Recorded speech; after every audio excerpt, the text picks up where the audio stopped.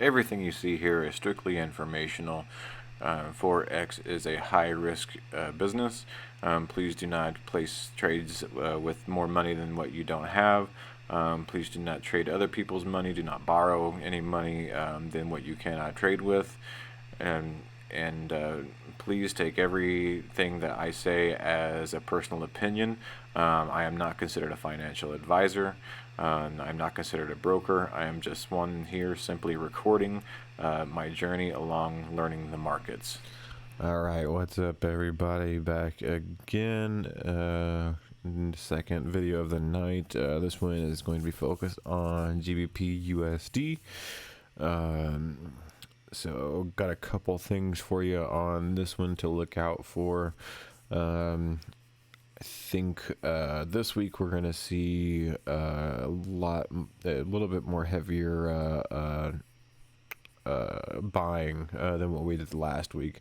We saw some buying last week, but you know, it wasn't. You know, it kind of did some weird things. You know, it dipped a lot, and then you know, it had a very strong beginning, and then throughout the middle of the week it really didn't do anything. Then at the end of the week it bought. So it was just kind of a weird week for cable. I think this week we're going to see a lot more buying, and I'll have to go through my reasons why. So first of all, let's just hit the charts. First, I am on barchart.com. One of the things I wanted to show you on this, I forgot to show you this on about the euro, but down here you see this purple line is actually the open interest rates. And what the open interest rates signify is generally buying and selling. So whenever it drops, you'll usually see a buy, right? Whenever you see it come up, you'll usually see a sell. And so let's see here. Whenever it dropped really heavily was 923, right? And well, that looks like it had just dropped right before that. So maybe it was a converse. Maybe they sell just before the interest rates, and then right after that, the interest rates went up, and then they bought right after that. So that's what the interest rates usually signify. So considering it is going lower, I would expect a lot more buying.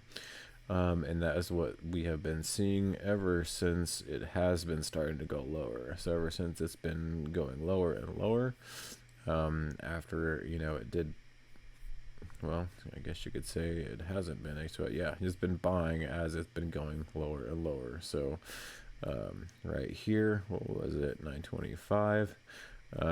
Definitely we've been seeing a lot of buying since then. So and it recently has went down again. I really don't know by how many points. It looks like the day before it was 749, and then looks like on 10/8 it was 731.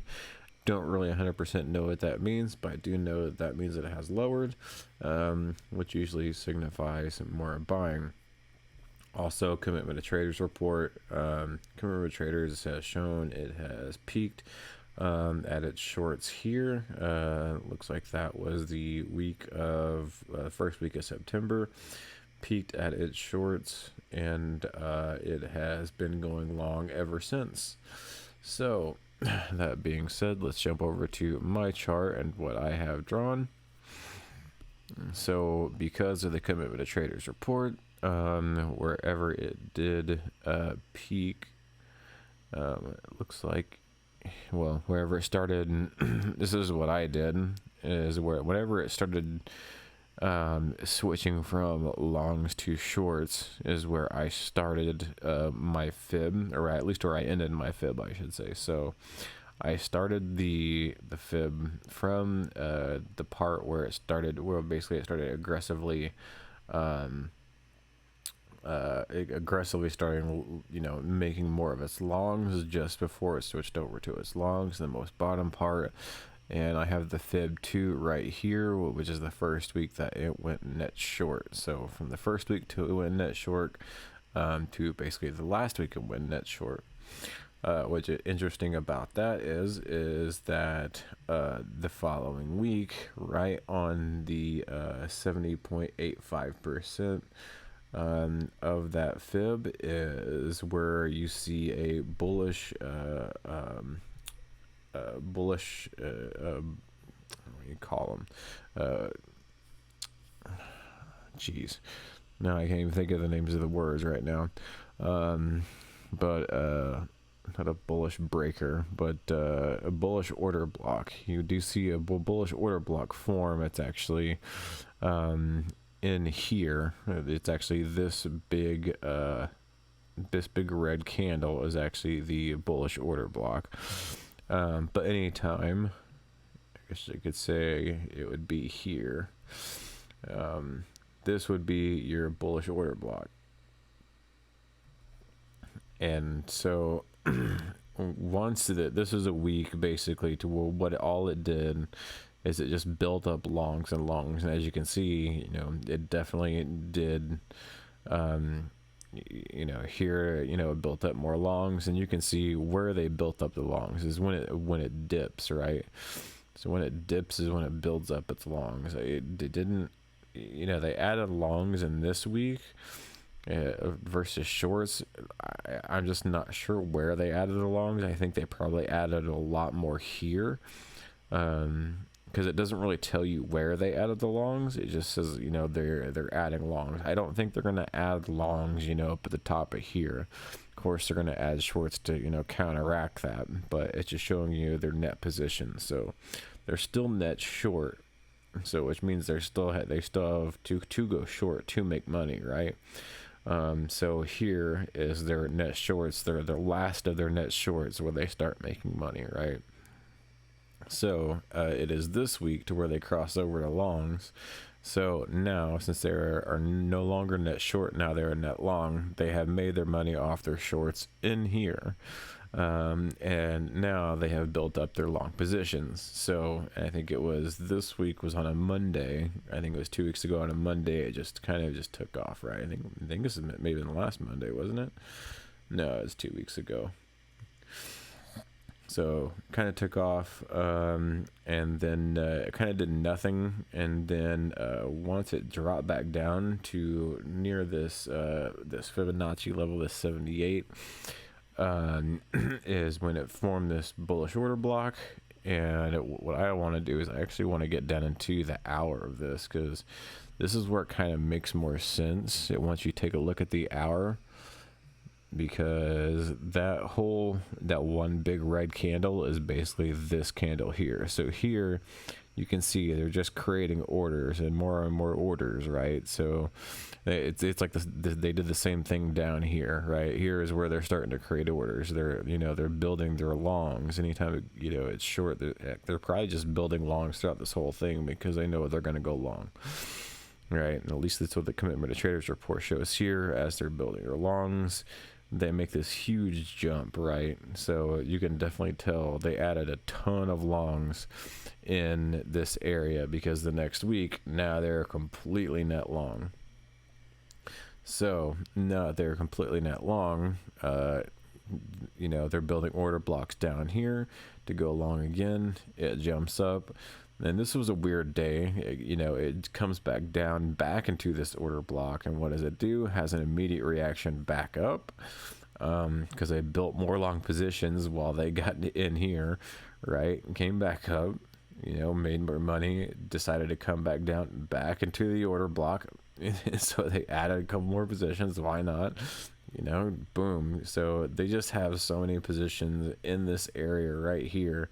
It's kind of ridiculous. And the funny thing was, I don't know why it's not drawn on this chart. For some reason, it doesn't like to save my charts. I'll try to get it to save, and it just never does. But anyways, what you have is you have this high to high, basically, and they're basically almost the exact same height. Actually, let me see what this height is. is 1.30071. These highs are 30073 and 30072. So these are basically, I mean, they're all 1 pip at apart basically. So this is what you would call buy side liquidity. What that means is that there are a bunch of people who go, ooh, double top. And what they're going to do is that they're going to put their sell limits right here, right? They're going to put their sell limits right here because they think once it comes up to this point again, it's going to sell. Well, the banks are smarter than that. The people that run this industry, the large corporations, the large banks, they know this. And what are they gonna, and where are they probably gonna have their stop losses? They're probably gonna have their stop losses sitting right here, right? Because this is the next high. So they go, ooh, I'm gonna sell right here, and then right here is gonna be my stop loss. It can't get any higher than that. What does GPP do? Just blast right through both of them. Just takes everybody out. So all that money that was sitting right here, right, that all those stop losses or all those sell limits that got triggered, all that money that was getting in the red, then all of a sudden it's gone. Where did that go? It went to the people that sold. And the people that sold were the banks, because those are the people that make the market move. So if you were one of the people that were selling right here, I feel sorry for you. I was not. I bought whenever I saw this stuff happening, because I saw the order block for one. Number two, I saw this buy side liquidity. I think I even have an idea about it on TradingView. Well, this is my current idea that I'm going to talk about now. Let me see if I can find it.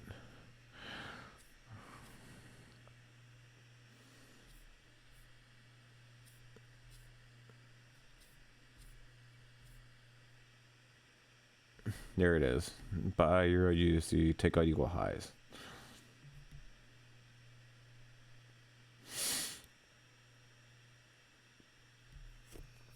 So, yeah, I wonder if I can. Yeah, I can't show you exactly, but I think what was that 1.7 is, what was that high that we were talking about? Yeah, man, hold on. Maybe this wasn't the equal high I was thinking about. This was earlier. This is way earlier in the week.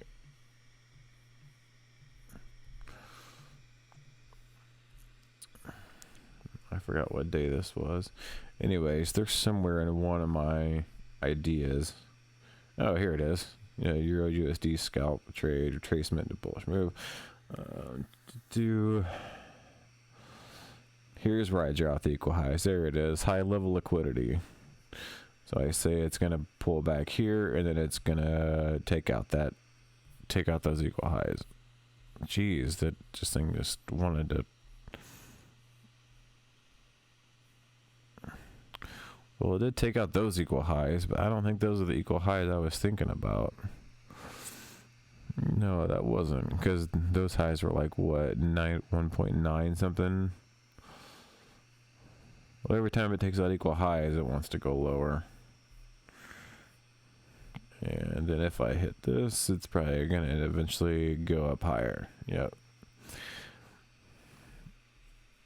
Anyways, it did take out those highs that I was talking about. I guess I just didn't have that exact one I was talking about in here for some reason.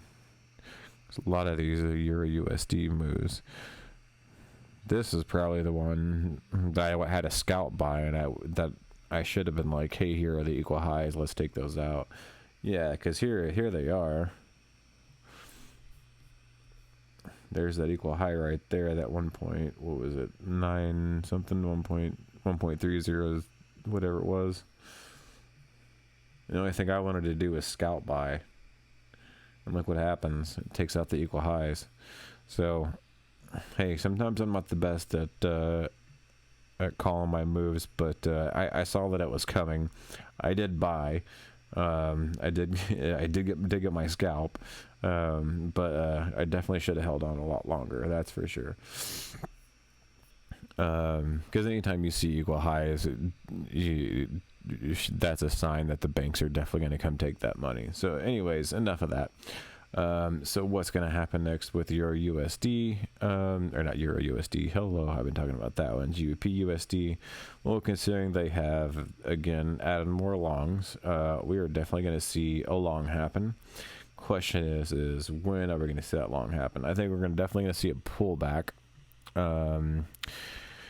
And the question is, where is that pullback going to come to, and how far is that long going to go? So what I think is going to happen, and I'm a firm believer in these order blocks. So what an order block is where basically smart money is selling,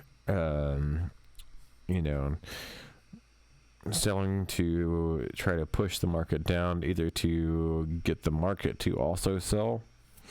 They're also buying, and the reason that they're buying is because they're getting a better position to go the opposite direction.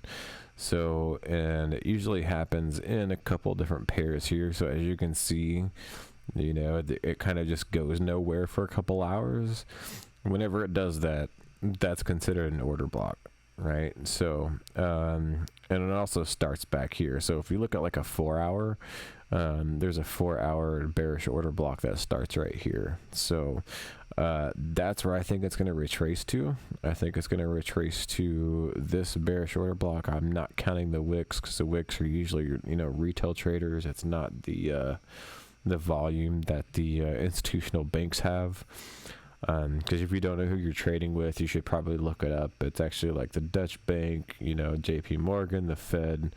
All these people are in the same space that we are. They're also trading in the same space. They have traders. There's also, big institutions that have, huge pocketbooks full of money. They know how to trade like this too. So I'm just giving my thoughts on what I think these banks are going to be doing. And so since there is that order block down here, it is going to retrace back down to this area to where they do have, they already have buys in place, right? And they've already probably taken off a lot of profit up here. They're going to wait for it to come back down to this area to where they have buys in place, and they're going to buy again. And since it did break market structure, it's, like before, it would actually, even though this did break market structure, it didn't make a new low, but it did come back down to another order block, right? So it came back down to another order block, broke market structure. What did it do? It came back. So you can see the order blocks taking place, and I'll do it with horizontal lines here. You can see here is the top of one. Actually, let me just get rid of this red box. This red box is probably going to confuse a lot of people. So if we see all of this happening, you see this big red candle. That's where they're selling to buy, right? So they sold, they're adding in positions down here before they buy. So the top of this is where they push that sell, right? Let me put that. They push that sell, so that way they can gain these positions. They buy, right? They come up here, they take off their profit. They let it come back down, or they push it back. I don't think they push it back down, but they let it come back down into the same area. Once it's in the same area, sometimes they're still holding sell positions. So what they'll do is they'll release those sell positions, at the same time start buying again, and then again, of course, it takes off. They'll take their profit, right, and they'll let it come back down. And as you can see, there is another order block here, right? It's usually the last down candle before an explosive move up. but one that's not that wicky. So you can see these two right here, like these two red candles. These are very wicky. These aren't really institutional candles. This is just a lot of retail buying and selling. I don't really know what they're doing. This red one here, and I should probably zoom in a lot closer so you guys can see what I'm talking about, because I'm talking as if like you guys can see this thing, and it's a tiny little candle, you know. So this candle here is the one I'm talking about, right? This is where the institutions push down really hard, and there's a lot of buying, you know, in these areas right here before, you know, this move takes off, right? So at the top of this candle, once it reaches back down in here, is where they still have buying positions. So, but they also have sell positions because they had to sell, you know, to get back down. So they'll release those sell positions, they'll buy some more, and they'll take it back up, right? And then, so now you have a new order block right here, right? So once this move came up, you know, they took their profit, they let it come back down. What did it do? It came back down into a new order block, and same thing, you know. Once it came down to a new order block, they released those sell positions, put a bunch of buy positions in here, it takes off. This is how institutions work. Now you put a new line down. Well, where does it go to? Boom, it comes right back down to it. Right back down to this order block. It even spikes through them. So it spikes through them, they probably add, well, for one, they get rid of any kind of sell position that they may have had. They add in, you know, more buy positions, and then boom, it takes off. And then this is the part where it takes off, and you don't see it for a while. So now that it's taken off and you haven't seen it for a while, now it's got to come back somewhere, right? It's got to come back to an order block, basically. So that's why I have this one here, because this is the first one that is actually pushed down before. It really wasn't an explosive move up, to be honest. I don't know, this one's wicky. This one's very wicky. But then again, it's very close to this one. I wouldn't be surprised if, you know, they're both kind of, you know, the same. I think this was an order block, and this one came down into it. I think this whole area was an order block, because this thing pushed. This is what kind of scares me about this big move, is that a lot of buys were bought in here, right? So the institution had a lot of buys in here, and this is before it actually broke, right? So they knew to get above these equal highs, to where a lot of retailers, right, we're going to have their sell limits. They were going to have a lot of strength. They're going to need to have a lot of strength to get through there. So they pushed down hard. They put up a lot of buys, came back up, right? They did the same thing, pushed down hard, put in a lot of buys, and then boom, explosive move, and just went right through it. So now it's got to do the same. It's got to come back down to a bullish order block for it to continue moving on. Now, the thing is, I think it's going to be a pretty wide stop loss, because generally, even only it only hits the tip of it. I mean, the most it'll get through is about halfway through. But I always like to make sure I cover the entire candles or candle, or depending on what kind of order block it is. So this is about a 72 pip. To be honest, I wouldn't even go that far. I personally think you could get away with this, right? 50 pip. You could probably even get away with this, because I think this is the top order block, or at least maybe this is the top order block. The most it's going to come down to is about 50% of this large candle, if anything. Again, I think this is probably the actual order block, but because it's the most recent one, or this is. Either way, there's a wide range, I think, of an order block that you have to look out for here. And I'm not 100% certain on which one it is, but if I were to pick one, I would think it's this one. And it usually doesn't get past 50% of that order block, right?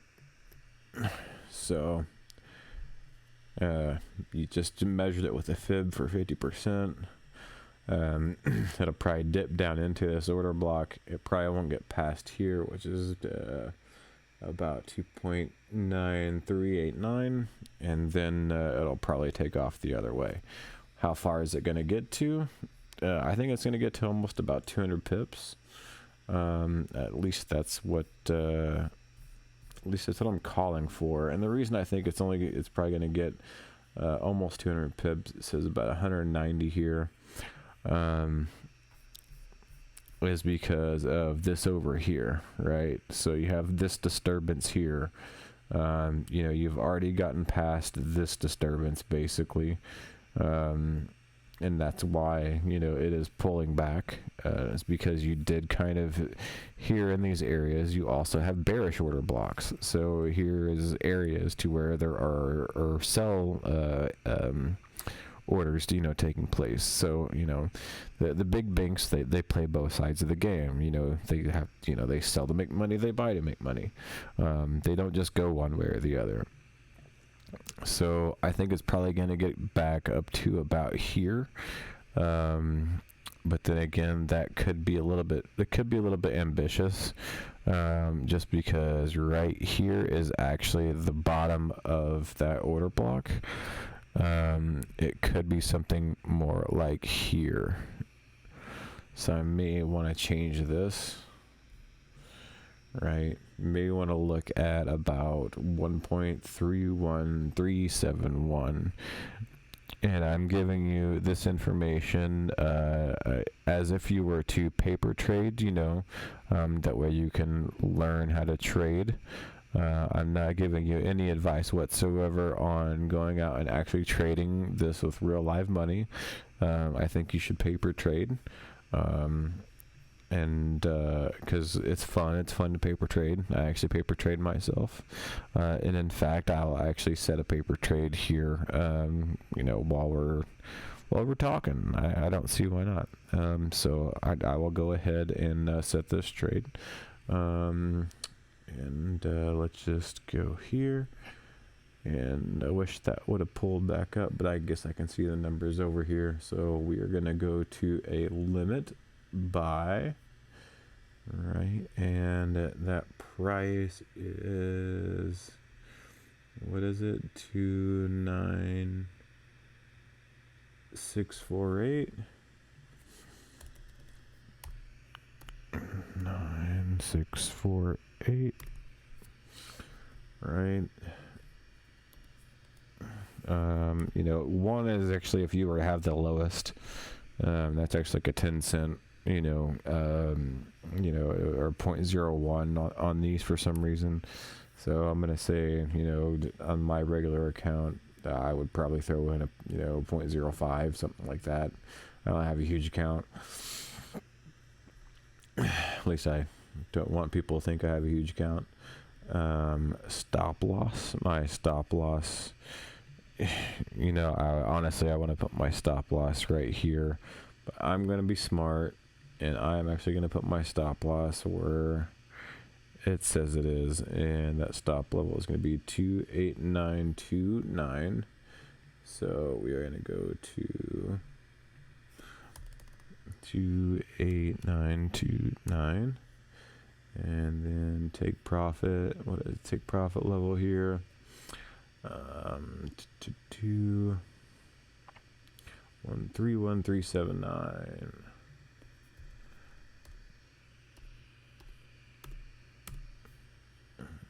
All right, it's on a limit, and we will go ahead and set that limit.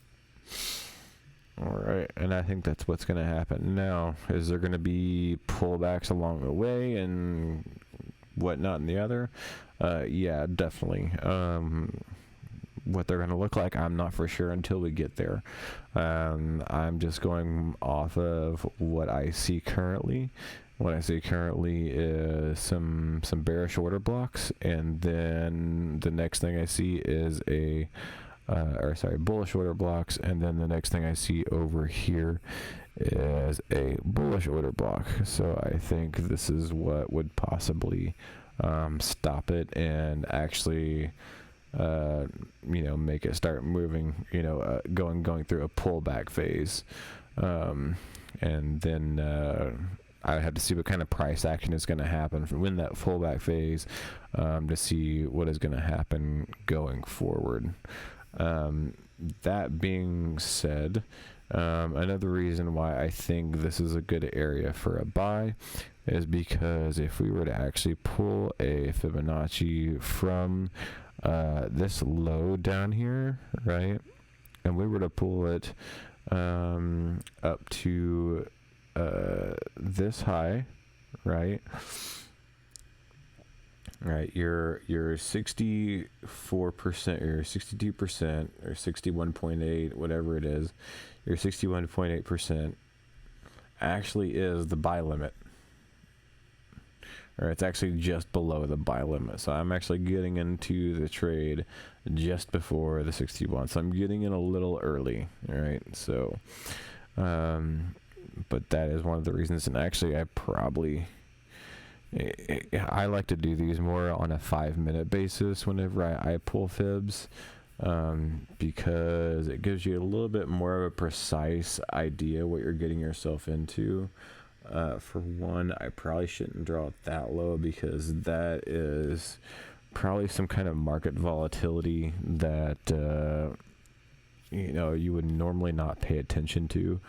It would probably actually be this low here without the spike down, and then the high would be, well, where I think it's going to go to, which would be the buy limit, or not the buy limit, but the this area here. But sometimes I also, whenever I do these, I like to just, instead of, if I don't have like a good place to put it, like I'll put it like at a good round number, just because that's what institutions usually do. So like this one's 285, 27, and so I'll just put 500, right? And sometimes that'll even give me a better idea, just because sometimes things lay out even better whenever you do that. And let's say, like, this one here, we are at 13882. Closest would be actually the 500 level. I don't think it's going to be a 500 level. I'm actually going to cancel that, because it just, because it coincides with what's happening all the way over here, and that's the reason I even drew that line in the first place. So I'm going all the way over here. And actually on a 5-minute basis, on the 5-minute order block, I may even actually have to go lower, because it looks like those wicks may matter. It looks like I may even have to go lower to a 3.25.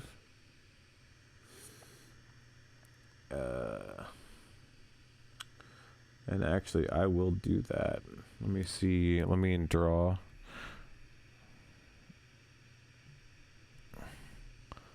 that. Let me make sure it's touching the body.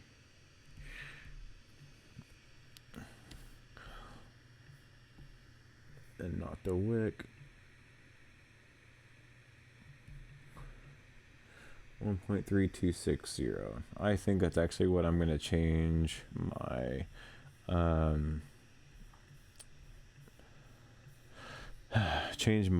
my take profit to. I should probably try to scrunch it together, and then maybe it'll go faster. I'm pretty far away. I don't know how I'm that far away. How long ago was that? Jeez. Anyways. Oh yeah, I gotta go down here to where I actually... What was that? 3.560? I forgot the number now. 3.260? Something like that. I'm gonna go up and see. Yeah, 3.260. I was right. All right, sweet. Anyways, that is my call for GBP, or what I think is going to happen with GBPUSD within the next day or two, or at least maybe throughout the week. I don't know. It could take a week for it to get from point A to point B. But I do think this is what is going to happen with GBPUSD. Again, and have some claims to back it up. The interest rates are falling, which are indicating a buy.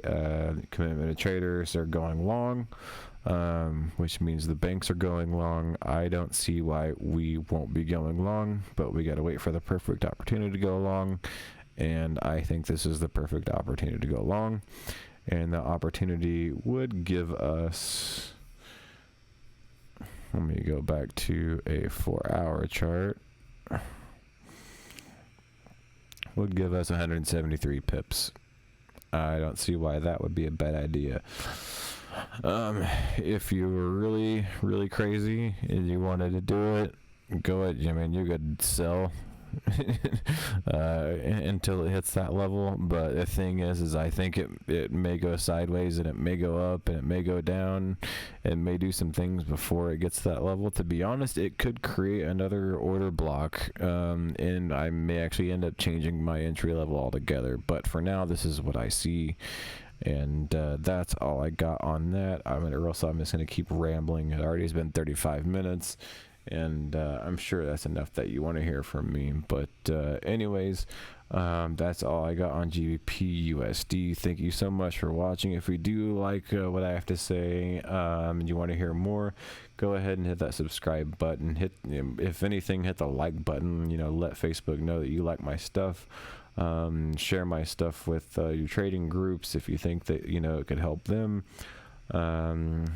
I just try to focus on a few different pairs. Your USD cable, I'm gonna do CAD.